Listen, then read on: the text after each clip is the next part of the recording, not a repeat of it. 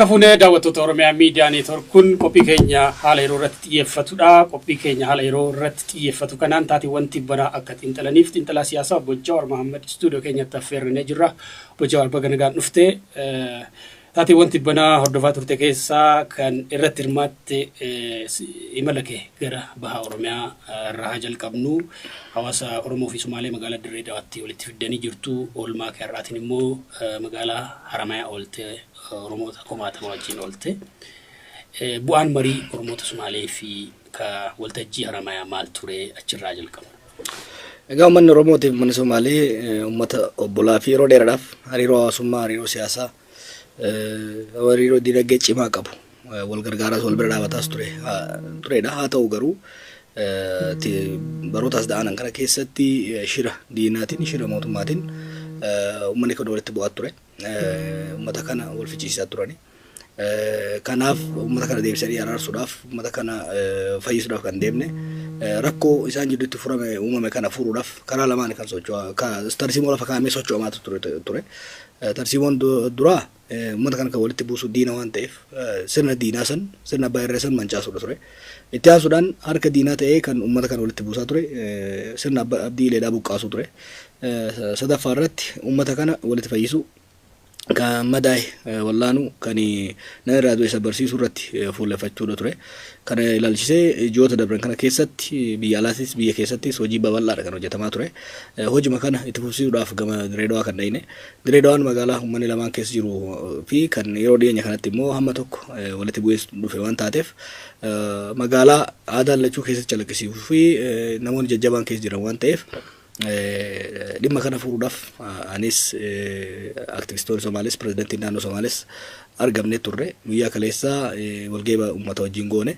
San booddee manguddoo gama lamaan irraa walitti bahan kophattis dubbifne walitti finnee dubbifne arramoo waaree booda Haramayaa booda walitti deemnee walwannaa guddaa irra kan gahame. Itti aansuudhaan hoggansi sadarkaa adda addaatiin jiru muummicha ministeeraa dabalatee pirezidantiin naannoo keenyas akkasumas pirezidantoonni mootummoota naannoo dhimma walaallatu keessatti hirmaatanii jenneeti kan addannu. Haala kana haal dureen mijeessuudhaaf kan dhayne kun dhugatti walgahii gaarii ture. Marii guddaadha. Marii guddaa bal'ina haala jireenya Dirree Dawaa irratti illee marii guddaadha kan goone furmaata finna jenneeti kan abdannu. Haramayaa dhimma dinagdee Harargee bahaa irratti fuulleffachuudhaaf kan deemne. Godinni kun godina lolli bifa hedduudhaan irratti godhamaa ture. Sababni lola kanaa tokko qabeenya godina kanaati. Jimaa fi akkasumas fuduraa guddaatu naannoo kanatti oomishama. Jimaan kun immoo naannoo biraatitti biyyoota biraatti ergama. Daldala kana yeroo dheeraadhaaf humnoota adda addaatu keessattuu jeneraalota harkaa qabaachaa ture. Amma uummanni kun dinagdee kanarraa akkamitti fayyadamuu danda'a? Rakkoo keessa isaa akkamitti furama?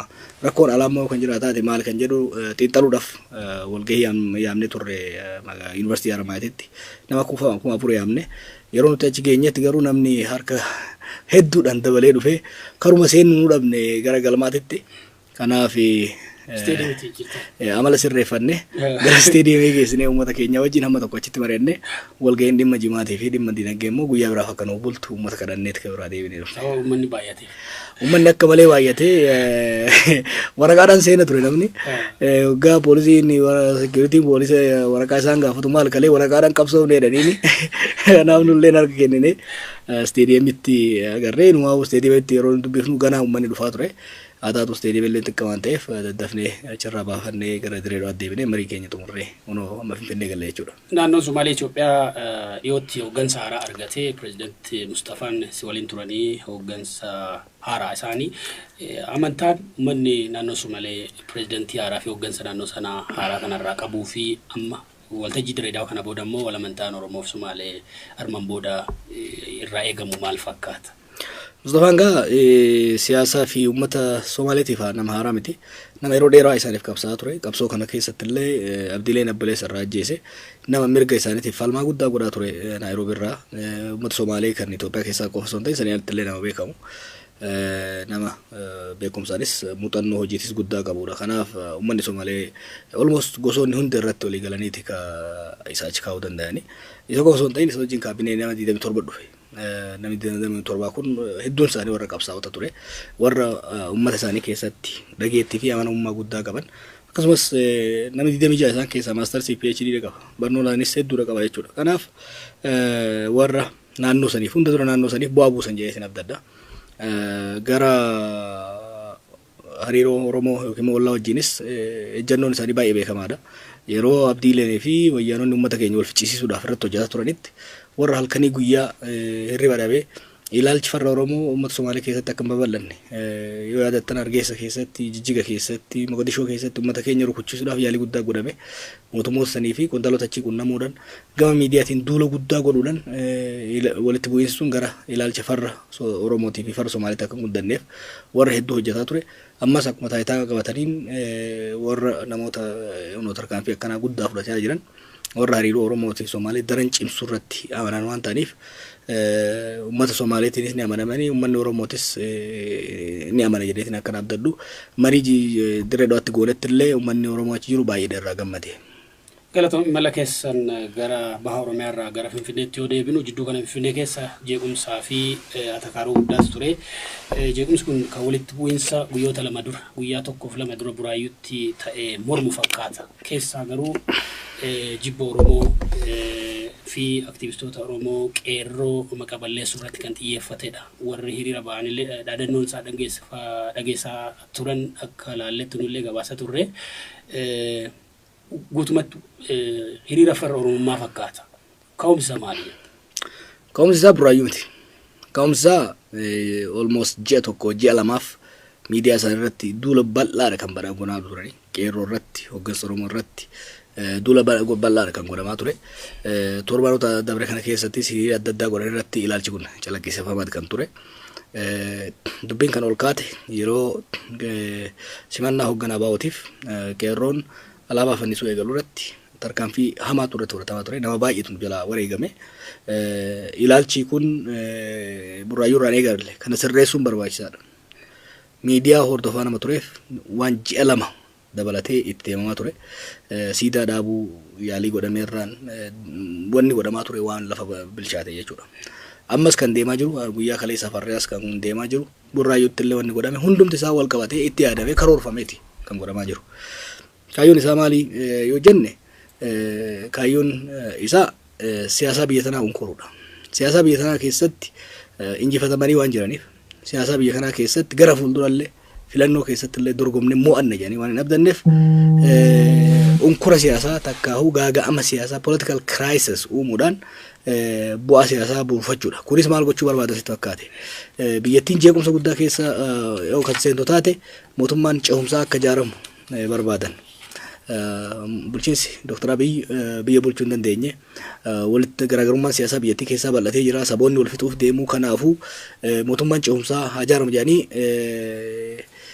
qaxxaamuraan taayitaa hirachuudha barbaadu. Kana har'aa miti baay'ee kanaaf hin jedhu manni keenya oduu deebi'ee ilaaluu danda'u qaba. Ji'a 3-4 dura yeroo Ameerikaa dhufanitti wanni isaan jechaa turan tokko waa'ee mootummaa cehumsaati. Mootummaa cehumsaa akka uumamu barbaadan. Kan lammaffaa heera mootummaa kana jijjiiruu barbaadan. Heera mootummaa kana mormiin ejjennoon isaan irratti qaban beekamaadha. Heera mootummaa kana garuu karaa sirna dimokiraatawaadhaan dorgomanii uummata duratti referendamiidhaan haa taatu jijjiiruu akka hin dandeenye waan beekaniif jeequmsa siyaasaa guddaa uumuudhaan rakkoon kan maddi rakkoo kanaa federaalizimii saba irratti hundaa'e jedhanii kanaaf ammoo jeequmsa sabaa kana akka fakkeenyatti dhiyeessuudhaan heera mootummaa jijjiiruu barbaadan. Heera mootummaa jijjiiranii sirna federaalizimii kana sirna naannolee kana diiguudha barbaadan. San biras dabree sirna paarlaamantiidhaa jijjiiranii sirna pirezidantummaadhaa ijaaruudha barbaadan. Kanaaf akeeka siyaasaa guddaa kana lafa hangachuudhaaf shoororkaa kana kan uumaa jiranii kun dho'isaa miti ifatti kan irratti deemamaa jiranii kana garuu sirritti akka hubatamu barbaada. Biyyi kun mootummaa cehumsaa qabdi amma. Muummichi ministeeraa Dr. Abiyyii fi gareen isaa wajjin jiru mootummaa cehumsaati. Uummanni kun sirna abbaa irree diigee gara dimokiraasiitti nu ceesisaa jedhee amaanaa itti kennee jira jechuudha. Mootummaa amaanaati kan amma jiru kun. Mootummaa cehumsaa already ni qabna. Kana muummichi ministeeraa irratti deebi'ee gaafatamee jira. Mootummaa cehumsaa amma nu barbaachisu anuu isin ceesa jedhee waadaa seenee jira. Irratti haquufamuu baatu saffisa gaariidhaan hojii cehumsaa kana hojjechaa jira jechuudha. Kanaaf amma kan barbaachisu cehumsi kun saffisaan akka deemu wakka irraa guutuudhaaf malee mootummaa cehumsaa biraa uumna jedhanii deemuun waan hin fudhatamne waan hin danda'amne.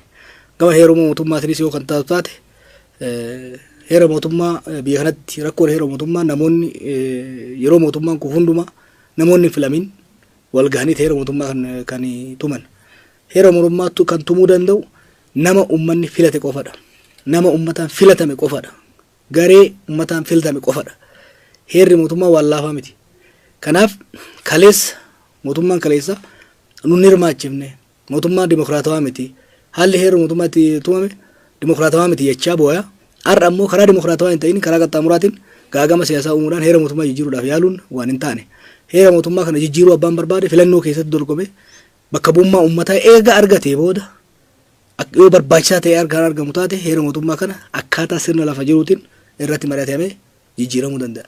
Saniin alatti hamma filannoon godhamee mootummaan filame biyya kanatti uumamutti heera mootummaa kana jijjiiruu miti jecha tokko keessaa baasuun hin danda'amu. Kana immoo kan ittiin qabsoofnedha. Kan irratti hojjannedha. Kan ilmaan Oromoo hedduu irratti wareegamnedha. Kanaaf girrigirrii fi rabshaa uumuudhaan heera mootummaallee jijjiiruun hin danda'amu. Filannollee hambisuun hin danda'amu. Aangoo siyaasaallee to'achuun gonkumaa hin danda'amu. Kana jala muranii beekuu danda'uu qaban. Gurmuun kun maaliif jibba Oromoo irratti xiyyeeffate? Oromoo fi Oromiyaa irratti maaliif fuulleffate warra kun? Biyya kana keessatti walqixxummaa sabootaa akka dhufuuf bilisummaan sabootaa akka dhufuuf mirgi uummattootaa akka dhufuuf shoora guddaa kan taphate Oromoodha. Oromoo waan taaneef osoo hin ta'in uummata bal'aa waan ta'e qaama lafaa guddaa irra jiru uummata diinagdee guddaa harkaa qabu waan ta'eef sochiin isaa mootummaa jijjiiruu irratti siyaasa karaa qabsiisuu irratti dhiibbaa guddaa qaba. Kan waggoota darban kana keessatti haasa'aa ture. Kanaaf warri walqixxummaa sabootatti hin amanne warri saboonni akka ofiin of bulchan afaan ofiitiin baratan eenyummaa isaaniitiin boonan naannoo ofiitirra qe'ee ofiitirratti of bulchan hin barbaanne yeroo kamuu akka diinatitti kan laalan maqaa balleessuu kan barbaadan Oromoodha. Warri dargii kan godhaa ture warri Haayila Sillaasee kan godhaa ture Haayila Waraana Gammadaa fa'aa kan fannifama waan biraaf miti. Wayyaanonni ijoollee keenya nu jalatti kan fixaa turan shororkeessaa nama keenya kan fixaa turanii waan biraaf miti. Oromoo irratti hanga irratti duulli kan godhamu Oromoo qofaaf miti. Biyya kanatti humni jijjiiramaa guddaan jijjiirama biyya kanatti kan fiduu danda'u qabatamaan yeroo hundaa'u humna Oromoo keessatti maadheeffatee fi uummata Oromoo sochoosuu danda'u waan ta'eef Oromoo waan taaneef sanyii waan ta'eef kan nu hubachuu qaba. Lakkoofsi keenya guddaa waan ta'eef diinagdee bal'aarra waan jirruuf lafa bal'aa magaalattii guddittii siyaasaa of keessatti hammata keessatti waan jirruuf humni kuni kallattii biyyattii kanaa qabsiisuu danda'a. Kallattii biyyattii kanaa akka ati akka ofii barbaadetti oofuu danda'a uummanni Oromoo. Akka isaan barbaadanitti immoo uummanni Oromoo waan ittiin dhiibneef saniif kan deemamaa jiru. Yaaliin amma godhamaa jiru. Fakkeenyaaf duulli qeerroo irratti godhamaa jiru amma har'a na eegalle waayee wayi. Waggaa 5 beeytaa osoo halkanii guyyaa wayyaanee rasaasa nutti roobsitu isaan miila nuti alafaniitti irraan tarkaanfatee taas geenye. Qeerroo irratti har'aa miti duulli kan eegalame. Kaleessa wayyaanota kan awwadaayitti nama fixee qeerroo irratti quba qabaachaa ture.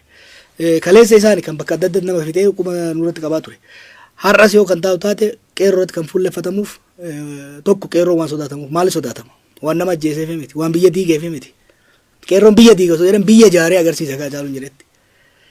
Wanni isaan sodaataniif qeerroon humna gurmaa'e humna hojiidhaan madaalamee hojiidhaan qabatamaan agarsiise waan ta'eef humna sirna wayyaanee Afrikaa irratti abbaan fedhe hin danda'amu jedhamee faranjiin warra hin teefsan rasaasa tokko malee firfirse tarsiimoo cimaa qabu jaarmaa cimaa qabu bilchina naamusa cimaa qabu waan ta'eef humna kanatu Oromoo bilisa baase humna kanatu sirna abbaa irree diige humna kanatu wabii sirna federaalizimii biyya kanaati. Sirna federaalizimii biyya kanaa diiguu yoo barbaadu taate qeerroo maqaa balleessuu qabda qeerroo diiguu qabda. Sirna abbaa irree ijaarrachuu yoo barbaadu taate qeerroo laaffisuu danda'uu qabda. Ummata Oromoo caccabsuu yoo barbaadu taate dura qeerroo cabsuu qabda jechuudha. Kanaaf qeerroo irratti duulli kan godhamu ummata Oromoo irratti lejibbi kun kan godhamu akka barbaadanitti saamu akka barbaadanitti olaantummaa jaaruudhaaf gufuu guddaa kan irratti ta'e qeerroo waan ta'eef kanaaf qeerrootti kan duulamu. Karaa ammaa kanaan siyaasa biyya kanaa jijjiiruu waan danda'amu sitti fakkaata. Danda'amu. Fagaattee jirti. Waan isaan irraa yaadan tana waggaa sadii dura yaadnee itti qophoofnee fidnee jirra. Kanaaf uummanni keenya kana hedduu yaadda'ina. Taphni akkasii callifnee rafnu. Callifnee rafnu. Haa taatu garuu abshaalummaadhaan deemuu barbaachisa. Tarsiimoodhaan deemuu barbaachisa. Tuttuqaa isaaniitiin miiraan deemuun hin barbaachisu. Tuttuqaadhaaf miiratti galamuun hin qabamu. Waan burraayituu jedhame magaalaa alte akka isaan odeessanitti kan ta'e. Qeerroon magaalaa kana kan seenne qeerroo fi uummata magaalaa kana walitti buusuudhaaf duula guddaa godhame. qeerroon wal ta'ee makalaakaa poolisiidhaan walii watee seenee waltajjii ajaa'ibaa san godhe. Waltajjiin sun diinota Oromootiif ergaa guddaa dabarse. Abbaan biyyaa eenyu akka ta'e, tokkummaan Oromoo maal akka fakkaatu, Itoophiyaan durii tan sabaaf sablammoota cunqursituu fi nyaattu awwaalamuu siitii fi lammata akka hin deebine irra muree waan agarsiiseef, qeerroon immoo biyya diiga osoo isaan jedhan ummata Finfinneetiin qeerroon dhufaa jira, burraayyuudhaan dhufaa jira, sabbataan dhufaa jira, isin nyaachuuf deemanii qeerroon dhufee osoo ummataan walitti hin buune ummanni Finfinnee beekta qeerroon tuyne qeerroodhaaf nyaata fidanii bishaan fidanii bira dhaabataa turan. Ummanni Finfinneetii fi qeerroon Oromoo wal bira oole nagayaan ummanni miliyoona 4 bahee bishaan tokko osoo hin jigin adda galan. Yeroo qeerroon akkasitti nagaa eegsee saa dheeraa san Addabaayii Masqalaa turetti burraayyuutti yakki suukanneessan hojjetamaa ture. Oromoota irratti illee saboota biraata irratti illee yakka suukanneessatu godhamaa ture. Yeroo yakki kun hojjetamu qeerroon achi hin turre. Yeroo qeerroo kan jennuun humnuu agarru kana bara. Humni agarru kuni miliyoonni 4 dirree ture. Bakka qeerroon hin jirretti yakki kun hojjetame. Halkan san itti fufee yakki itti fufe. Qeerroon gaafsan ifiifuu tagaggabdee gale. Halkan guutuu osoo waan nyaatin osoo waan dhugin oolanii guyyaa guutuu aduu sanirra oolanii nama meeqa kan masqaliin fuudhee hospitaala geesse ijoollee gaggabdee kana kan raawwatan qeerroo maqaa balleessuudhaaf itti yaadamee keessattuu ilaalchi farra Oromoo Finfinnee keessa fi saboota biraa biratti akka dhufuuf lafa kaa'ameeti. Saboota isaan xiyyeeffatanii irratti rukutaman hoggaa laalte, saboota kibbaa kan hoggaa laalte. Maaliif warra kibbaa Oromoo keessa kan jiru warra kibbaa qofa miti. Maaliif safarri warra kibbaa keessatti argaman qofa laalame hoggaa jette ammas kibba qabachuu waan barbaadaniif. Filannoo keessattis ilaalcha siyaasaa keessattuu uummanni Amaaraa riijekti godhee jira ilaalcha akkanaa kana. Uummanni Amaaraa sabboonummaa ofii irratti gurmaa'aa waan jiruufi amma kan barbaadamu maali? Uummata kibbaa kana qabannaa jedhaniiti. Ilaalchi farra Oromoo uummata kibbaa keessatti akka galuuf itti yaadamee safarri uummanni kibbaa jiru rukutame. Odeeffannoo sobaa bifa adda addaatiin godhamaa ture. Haa taatu garuu wanni fedhees yoo godhamu taate lubbuun namaa dabruu nu gaddisiisa. Gara ijoollee 43 kun irraa ajjeefame kamisa irraa kaase. Garuu Oromoon rakkaa'uu dhiifnee jirra. Maaliif duunni waan baay'ateef nam taanee jirra. Nama 43 kan ajjeefame ijoolleen irraa. Keessa deemnee yakka hojjetame sana haasa'uu hin dandeenye. Suni garuu uummata keenya miira keessa galchinee gara rakkootti galchuudhaaf yoo taate malee bu'aan sanirraa argamu hin jiru. Wanni uummanni Oromootis, firri Oromootis, diinni Oromootis jala muranii beekuu qabu. Itoophiyaan durii hin deebitu amma booda. Itoophiyaan Haayila Sillaaseetti illee hin deebitu. Tan Mangistuutti illee hin deebitu. Tan Mallasaatti illee hin deebitu. Taani even ta biraa dhiisii ta Haayila Maariyaam illee hin deebitu. Amma booda Itoophiyaa haaraa kan mirga sabaaf sablammootaa tiksitu, kan dhugaan uummatootaa keessatti kabajamu, kan dimokiraasiin mirga nam tokkeetii fi walootis keessatti eeggamu, kan mootummaan uummataan filame biyya bulchu, kan imaammanni uummataa ta'ee uummanni deeggare filame hojiitti oolu qofatu dhufa malee girrigirriidhaan, nisnisiidhaan, ciqiciqiidhaan biyya kanatti mootummaa jijjiiruu hin danda'amu. Irran deebi'a. Mootummaa ce'umsaa qabna, mootummaa ce'umsaa biraa hin barbaachisu. Filannoo dimokiraasiitti deemna, filannoo sanitti hin deemna, guyyaa tokko abbaan dabarsu hin jiraatu. Okay? Sirni federaalizimii hin jira, sirna federaalizimii jijjiiruu heera mootummaa kana diiguu dhiisi, qajjisa tokko, jacha tokko keessaa baasuun hin danda'amu. Waan kana kan jijjiiruu danda'u mootummaa filame qofa. Abbaan akkaataan imaammanni muummicha ministeeraa naan taane jedhu filannoo itti aanu irratti qophaa'ee muummicha ministeeraa mo'achuudha. Akkaataan humni Oromoo kun naan taane abbaan jedhu qophaa'ee of gurmeessee filannoo itti aanu irratti mo'atee taayitaa Oromoo irraa fudhachuudha. Sanii alatti jeequmsaan, rabshaadhaan taayitaa harkatti galfanna, seera jijjiirra, kallattii biyya kanaa jijjiirsifna jechuun gonkumaa waan hin danda'amnedha. Dhumarratti ookarri kun bakkeewwan tokko tokkotti wal fakkaatee mul'ataa jira Oromiyaa keessatti keessumaayyuu ergaan ati hawaasa keessumaa mootummaa fi hawaasa Oromiyaa keessa jiru qeerroodhaaf qabdu keessumaa walitti bu'iinsa sabaa akka hin jiraanneef ergaa gabaabaa dhumarratti akka dabarsu feena. Walitti bu'iinsi kun kan wal qabateedha. Tokko odeeffannoo misinformeeshinii guddaatu godhamaa jira. Kana irratti nullee waan wal fakkaataa dabarsuurraa taa'uu qabna. Jala mureen itti waan kana irratti uummanni Amaaraa duuba hin jiru. In fact dhaabni Amaaraa illee duuba hin jiru. Dhaabni saba biraa nu bira nu tuqaa jiru hin jiru. Kan qabsoofne saba biraatiin walitti bu'uuf miti. Oromiyaan Itoophiyaa dhiisaati Oromiyaan biyya sabaa sablammootaati. Kaleessa manguddoon waggaa 104 sheekni beekamaan Harargetti na dubbisanii waan jabaa tokko naan jedhan. Biyyarraa malee biyyeerraa hajaan qabnu. Biyyarraa malee biyyeerraa hajaan qabnu. Waa'ee daangaa hogaasamu rakkoon waa'ee daangaatii miti. Rakkoon waa'ee lafa tana eenyu fudhata eenyutu irra dheechifataa miti eenyutu irra facaafataa miti. Kaayyoon keenya guddaan biyya teenya guddoo irratti abbaa ta'uudha. Malee biyya teenya keessa eenyutu jiraataa miti gaafin. Eenyutu ollaa ta'ee miti. Eenyutu dalagatee miti. Oromoon kaleessas kan qabsaa'e tokko lafa isaati irratti dalagatee carraaqqatee hiyyummaa keessaa of baasu ofii dalagatee nama biraa sooruu diddaadhaaf. Kan lammaffaa qe'ee isaati irratti dhiitamuu ajjeefamuu hidhamuu hiraarfamuu hafe nagaan wal jidduu fi ollaa wajjin jiraachuu barbaada. Kan sadaffaa kan ormi fagoodhaa dhufee isa bulchu yookiin immoo isa keessa jallaa barbaade irra kaa'u osoo hin taane ilma intala naaf taati jedhe kan madaalee ol baaseen filateen buluudha. Ofiin of bulchuudha. Gaafii ofiin of bulchuuti. Gaafii misoomaati. Gaafii nagaatu uummanni Oromoo kan godhe. Kana jechuun immoo sabaaf sablammoonni nu jidduun jiraachuun nuuf ni ta'a malee nu fayyada malee nu miidhu jechuudha. Kanaaf tuttuqa olola ajjeechaa adda addaa nurratti raawwatamuuf jecha saboota biraatiin gonkumaa walitti bu'uu hin qabnu. Keessattuu saba kibbaa kan duran cunqurfame. Uummanni kibbaa Oromiyaa keessa yoo jiraate bar buqqaafameeti. Lafti isaa irraa fudhatamteeti. Ajjeefameeti qe'ee isaa irraa kadheessee nu bira dhufe. Ummata kibbaatiin ummatuma kamiinuu wanni walitti buunuuf hin jiru. Kana keessatti maqaa Oromootiin namni nama ajjeesu hin jiru jechuu kiyyaa miti. Nu keessallee bitamaan hattuun baay'ee jira. Kaleessa kan wayyaanee wajjin taa'ee ummata keenya fichisiisaa ture. Kanarra haaromsa kana wajjin tarkaanfattuu dadhabe. Ka takka maqaa qeerroo ofitti fudhatee takka hunda maqaa poolisii fudhatee nama miidhu hin jiru jechuu hin dandeenyu. Namni Oromiyaa keessatti saba kamiiyyuu tuqu diinummaan isaa ummata Oromoodhaatiif. Saba biraa ajjeesuu danda'a. Kan maqaa balleessaa jiru, kan ajjeesaa jiru, kan xureessaa jiru garuu kaayyoo kumaatamoonni itti waleegamanidha. Kaayyoo dhibbaatamni manneen hidhaa keessatti ittiin dararamanidha. Akeeka guddaa, akeeka abbaa biyyummaa uummanni keenya waggaa 50 irratti qabsaa'e san kan xureessudha jechuudha.